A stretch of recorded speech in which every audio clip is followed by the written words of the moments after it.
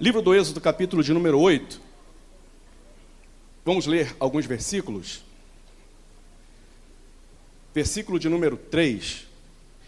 E o rio criará rãs, que subirão e virão à tua casa, e ao teu dormitório, e sobre a tua cama, e as casas dos teus servos, e sobre o teu povo, e aos teus fornos, e às tuas amassadeiras. Versículo 4. E as rãs subirão sobre ti, e sobre o teu povo, e sobre todos os seus servos. Salte ao versículo 9. E disse Moisés a Faraó: digna-te dizer-me quando é que hei de rogar por ti, e pelos teus servos, e por teu povo, para tirar as rãs de ti, e das tuas casas, e que fiquem somente no rio. Versículo 10, apenas a primeira parte, até a vírgula. E disse ele, o quê? Amanhã. E respondeu o Faraó, o quê? Amanhã. Amém? Seria cômico se não fosse trágico, mas estamos aqui na narrativa em que o rei do Egito escolhe passar mais uma noite com as rãs. Eu me lembro que há pouco tempo eu preguei uma mensagem aqui sobre o galo que cantou para Pedro. E talvez alguém possa acabar pensando que eu trabalho com animais ou coisa do tipo, né? Mas não tem nada disso. É apenas uma palavra que Deus nos revela aqui na mensagem que Ele tem aos nossos corações. E nesta noite eu quero justamente pregar sobre essas rãs que Faraó escolheu passar mais uma noite com elas. A narrativa que nós lemos conta da intervenção de Deus para tirar o seu povo do cativo do Egito. Já eram 4 séculos e 3 décadas que o povo de Israel estava em cativeiro no Egito. Mas agora Deus envia Moisés como seu representante, como seu porta-voz, como seu mensageiro, para que diante do rei da maior potência do seu tempo, representasse a libertação do seu povo. E Deus começa a intervir. E a narrativa que nós lemos começa no capítulo 8, e são as chamadas 10 pragas que vieram sobre o Egito. E eu já vi pessoas comentando que da forma como Deus agiu, porque Deus simplesmente não estalou os dedos, não agiu de forma imediata, instantânea, e tirou o povo de lá e fez algo especial, extraordinário e rápido, e arrancava o povo de lá. Deus, ele fez um processo, e nesse processo houve um propósito. Na verdade, Deus sempre trabalha assim. Todo o processo que é desencadeado é da permissão ou ação de Deus. Tudo que acontece conosco é da ação ou permissão de Deus, seja bom ou seja mal aos nossos olhos. Deus sempre age dessa forma para nos ensinar lições, para nos mostrar coisas, para nos dar ensinamentos. E aqui, nessas lições, Deus estava mostrando grandes coisas, primeiro ao seu servo Moisés, aos seus ajudadores mais próximos, ao seu povo, ao povo de Israel, e também ao rei do Egito e a todos os egípcios que estavam naquela cidade. Então, Deus sempre tem os seus propósitos, as suas formas de agir, o seu meio de operar, e cabe a Ele fazer, porque Ele é fiel, justo, digno e verdadeiro. Aqui nós lemos que Deus orientou a Moisés e Arão que as rãs sairiam dos rios e viriam sobre os egípcios, sobre o palácio e as casas dos egípcios. E foi assim que aconteceu.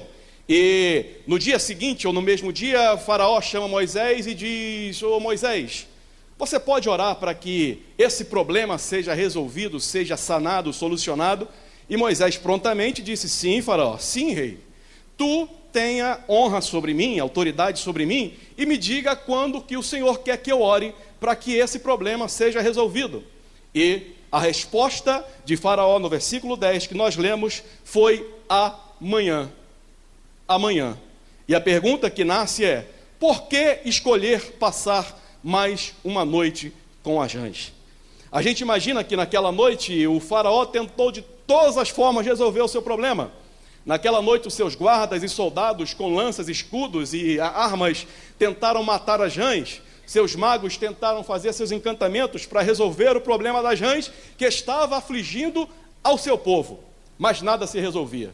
Quando a gente pensa nisso, a gente pensa em alguns sentimentos que invadem o coração humano que fazem tomar essa decisão. Por exemplo, a acomodação, a adaptação. Chega a ser surpreendente como que o ser humano é capaz de se adaptar a situações das mais deploráveis possíveis. Se a gente passar agora debaixo de uma ponte ou próximo de um viaduto, a gente vai ver pessoas morando lá em situações, em condições insalubres, mas a pessoa acaba se adaptando a essa vida, acaba se acomodando e se conformando com essa vida. Então, a acomodação e a adaptação a situações das mais terríveis são comuns aos seres humanos.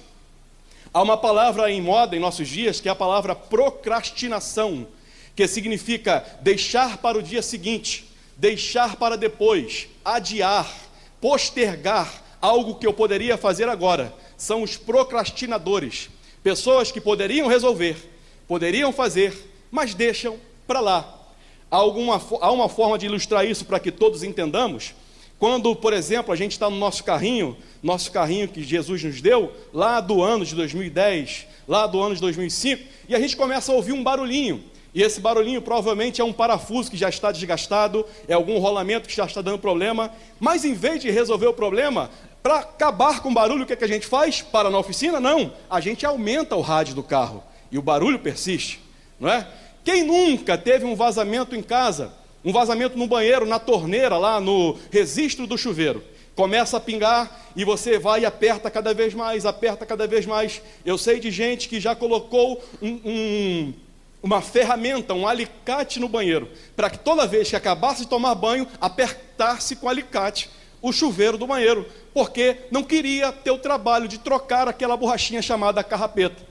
Eu sei de gente que já sentiu o cheiro de vazamento de gás dentro de casa, e ao invés de procurar o problema e resolver o problema do vazamento, usou bom ar, usou perfume, desodorante, jogando no ar assim, para acabar com o cheiro do gás, mas o vazamento permaneceu lá. Há pessoas que preferem postergar a solução do problema em vez de resolver o problema. Há um outro sentimento que invade o coração humano, que faz tomar essa atitude, que é a soberba, é o orgulho, que impede da pessoa reconhecer que precisa de ajuda.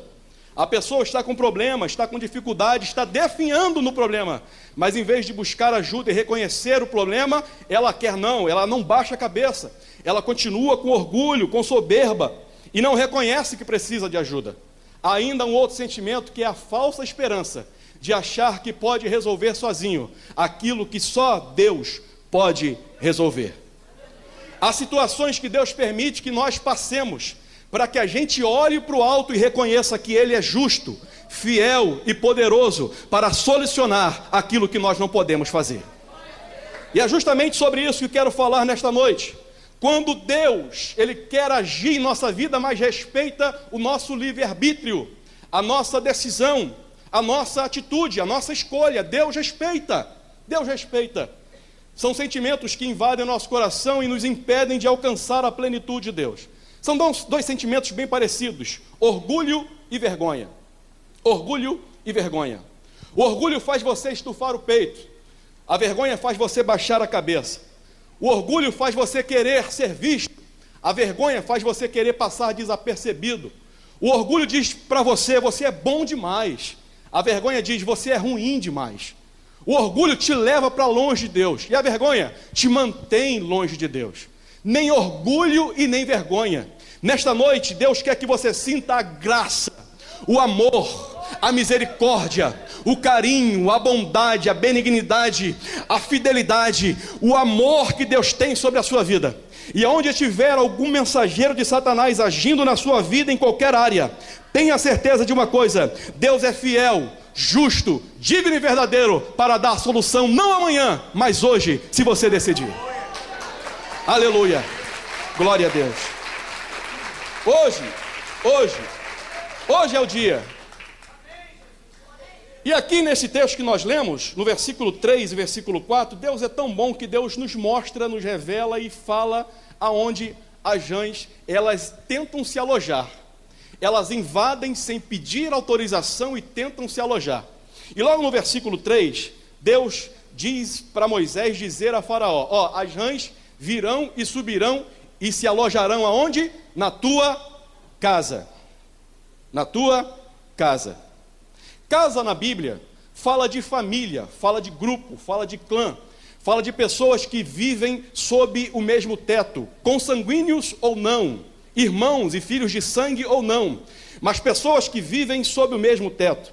Casa na Bíblia também fala de espaço físico em que as pessoas vivem, em que as pessoas passam o seu dia, em que as pessoas desenvolvem as suas atividades.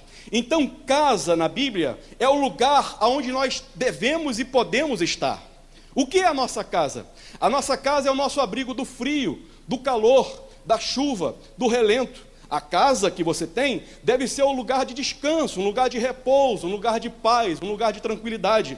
Só que há pessoas que estão vivendo na sua casa um ambiente tóxico, um ambiente que não faz bem, mas faz mal. Há pais de família que saem do trabalho e ficam fazendo hora na rua para não chegar em casa. Há pais de família que pedem ao patrão para fazer serão, porque não tem mais o prazer de chegar em casa. Há mães de família que não têm mais prazer de arrumar a sua própria casa, de levantar da sua cama. É a tão famigerada chamada depressão. Mães de família que estão deprimidas dentro do seu próprio lar, dentro da sua própria casa. Há filhos que não veem a hora de alcançar a maioridade para sair de casa porque não tem mais prazer de estar com seus pais, com a sua família, no ambiente familiar, o casal no ambiente conjugal. Sabe por que Deus te trouxe aqui nesta noite? Porque a sua casa deve ser o melhor lugar para você estar.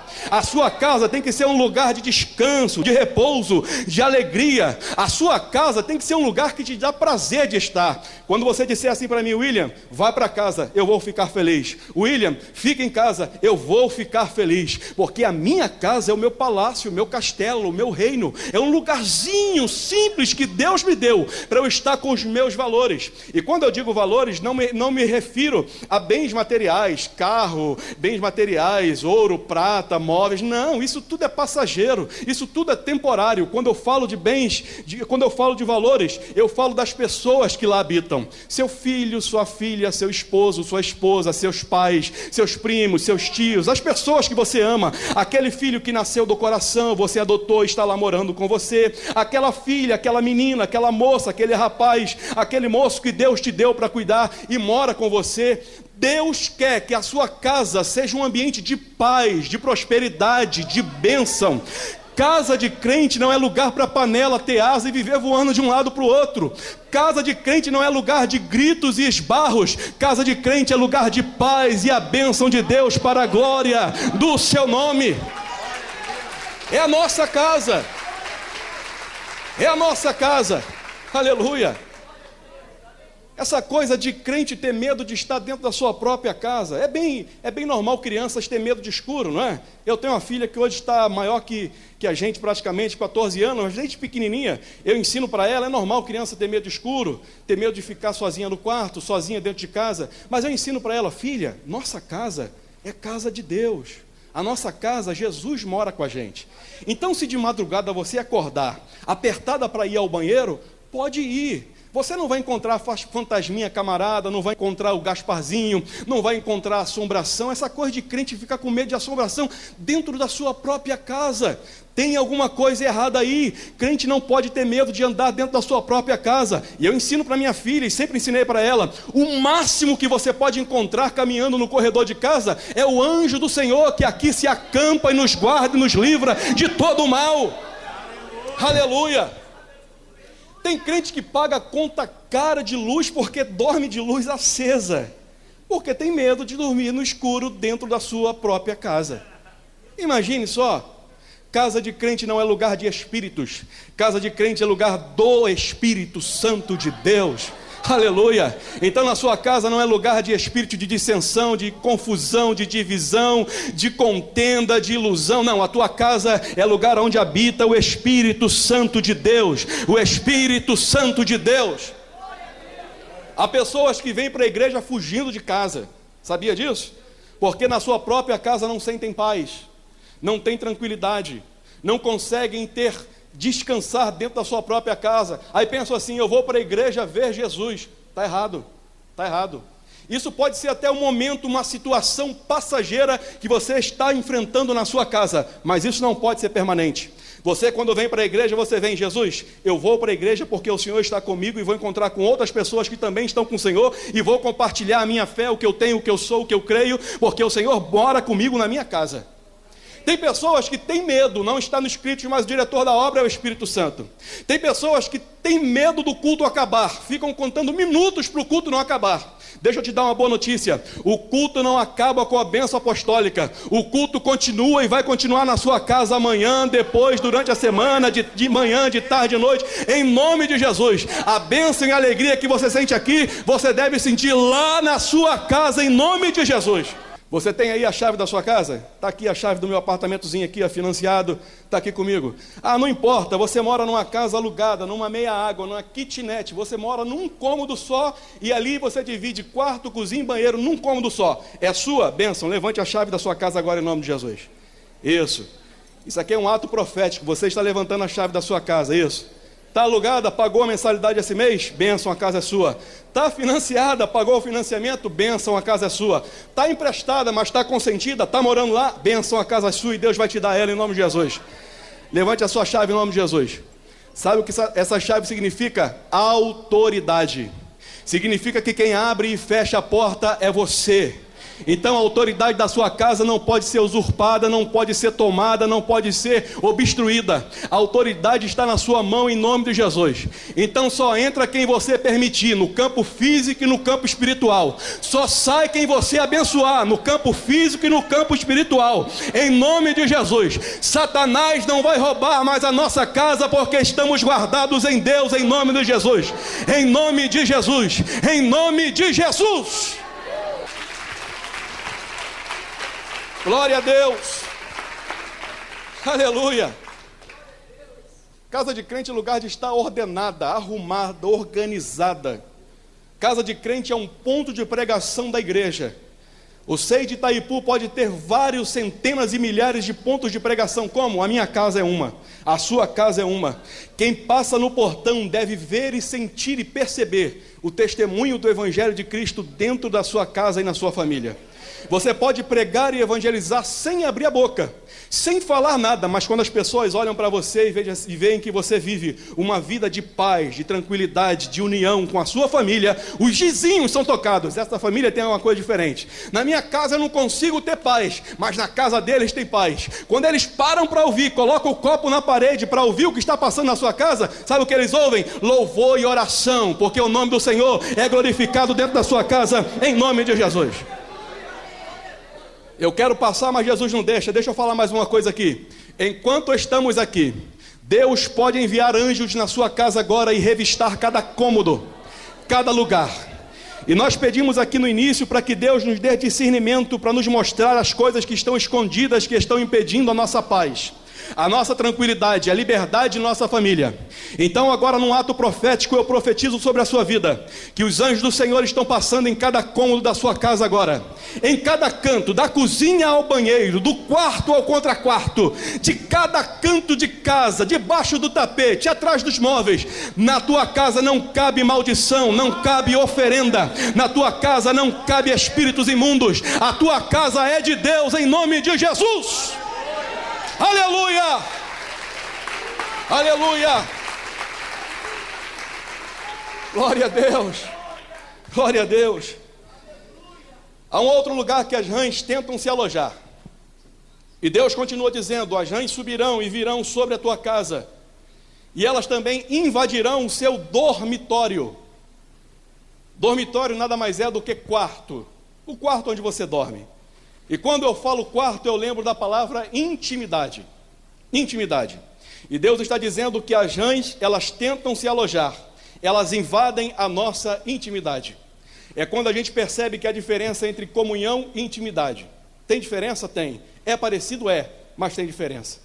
Você pode ter comunhão com um amigo, você pode ter um melhor amigo, você pode ter um bom amigo, convidar ele para ir à sua casa, convidar para almoçar, para jantar na sua casa, colocá-lo na sua mesa onde você se alimenta, levar para a sua sala, no sofá da sua sala, conversar, assistir televisão, comer pipoca, é um bom amigo, é o seu melhor amigo. Mas você nunca vai levar ele ao seu quarto.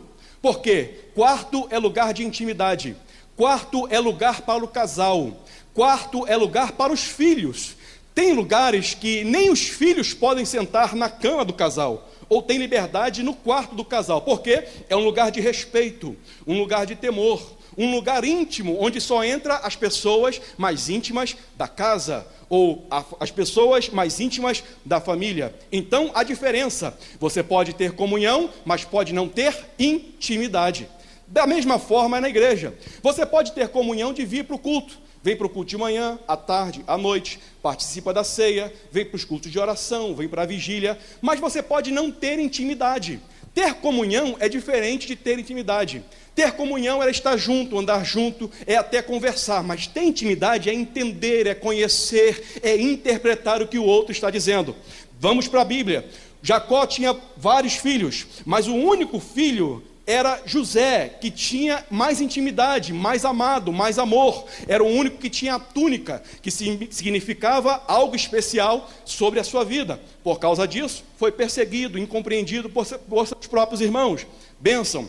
Discípulos de Jesus. Jesus tinha centenas de discípulos, tinha círculos de intimidade. Haviam os 12 discípulos, haviam também os 3 discípulos mais próximos, Pedro, Tiago e João, em que Jesus fez revelações especiais para esses 3, mas havia um discípulo mais íntimo ainda. Quem? O mais novo, o mais moço, João. João era tão íntimo de Jesus que ele tinha a audácia, a intimidade, a proximidade de deitar a cabeça no peito de Jesus e descansar na hora da ceia, na hora da janta. João tinha tanta intimidade que os discípulos usavam ele como porta-voz quando queriam perguntar alguma coisa.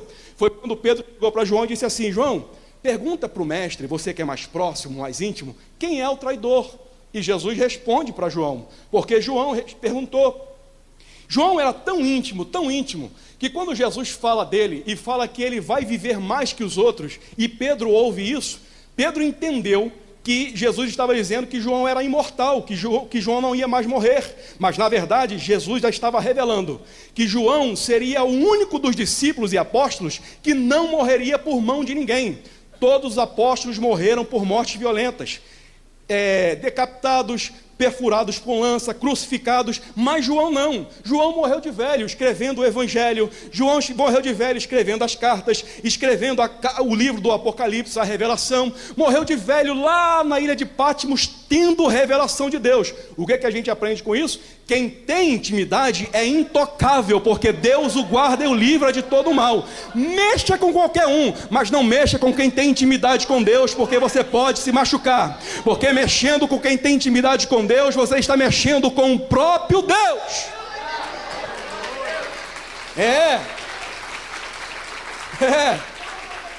Intimidade. Sabe o que é intimidade? Eu vim conversando agora com a minha esposa no carro, ela veio dirigindo, para eu vir relaxando, né? Ela veio dirigindo, e eu perguntei assim: amor, a gente tem intimidade a ponto da gente se olhar, a gente se entender, não é? Ela concordou, Pois é, eu tenho intimidade com ela, e quando eu olho para ela, levanto a sobrancelha, ela já sabe o que eu quero dizer. Quando ela olha para mim, ela aperta o olhinho, eu já sei que é bronca, não é? Quando ela olha para mim e vira o olho assim, eu já sei que falei bobagem, eu fiz bobagem. Intimidade. Se eu fechar o olho e estiver num recinto, e ela entrar no recinto, eu reconheço o perfume dela, eu reconheço o cheiro dela. Se eu estiver num recinto e estiver muita gente falando, mas se ela chamar meu nome William, eu reconheço o timbre, o tom da voz dela. Sabe o que é isso? Intimidade. Vamos trazer isso para o mundo espiritual. Jesus tem intimidade com você e você ter intimidade com Jesus. Para o crente que tem intimidade, não precisa ninguém aqui na frente dizer: ele está aqui. Sabe por quê? Você já sentiu ele presente aqui. E é justamente na nossa intimidade com Deus que as rãs elas tentam se alojar. E quando eu falo de rãs, elas simbolizam aqui pecados escondidos, mentiras mal contadas, histórias mal resolvidas. E com Deus não tem como se esconder. Eu posso ter uma boa aparência e enganar todo mundo aqui, a todos aqui por algum tempo, mas a Deus, aquele que tem olhos como chama de fogo, meu irmão, esse não adianta, que dele nada e ninguém se esconde. Ele sabe, ele conhece. Quando João escreve a carta à igreja de Éfeso, Jesus diz para João escrever assim: eu tenho uma coisa contra ti. O que, Senhor? O que o Senhor tem contra Éfeso? Deixaste o primeiro amor. Volta da onde caíste, volta ao primeiro amor, retorna a praticar as primeiras obras. Sabe para quem vai essa palavra? Para aquele que profetizava e não profetiza mais, para aquele que falava em línguas estranhas e não fala mais em línguas, para aquele que orava e não consegue mais orar, para aquele que louvava, cantava e sentia a presença de Deus e não sente mais. Talvez sejam rãs que estejam na sua intimidade. Eu glorifico a Deus porque Deus marcou a noite de hoje para trazer você aqui, e o Espírito do renovo e avivamento está aqui para renovar a aliança, a intimidade contigo. Louvado seja o nome do Senhor Jesus. Glória a Deus.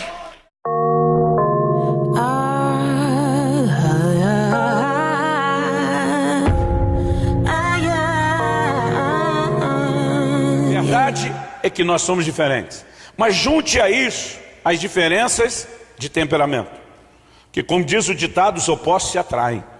Porque normalmente você está vendo no outro virtudes que você não tem. É por isso que a gente procura alguém diferente. O que a gente não parou para pensar é que esse outro também tem defeitos que a gente não tem, num jeito diferente de ser. Isso vem junto no pacote. Estou cansado de ver homem que constrói uma vida e um império do lado de uma guerreira e quer passar o resto da vida ao lado de uma aventureira. Valorize a mulher que cresceu do seu lado. Valorize a mulher que esteve com você nos momentos difíceis. Ela não é mais uma garotinha, mas você também não é mais. Olha para você que você está se desintegrando. Esse dia eu me vi de cueca no espelho e falei: sai desse corpo, que ele não te pertence. Falei: como é que minha mulher... Falei: gente, eu tenho que orar por minha esposa. Rio Remoções, uma excelente opção para transporte eletivo de pacientes entre hospitais, residências, clínicas e exames. Veículos novos com equipamentos completos para remoções complexas. Mais informações: 3620-3269. 3620-3269. Rio Remoções.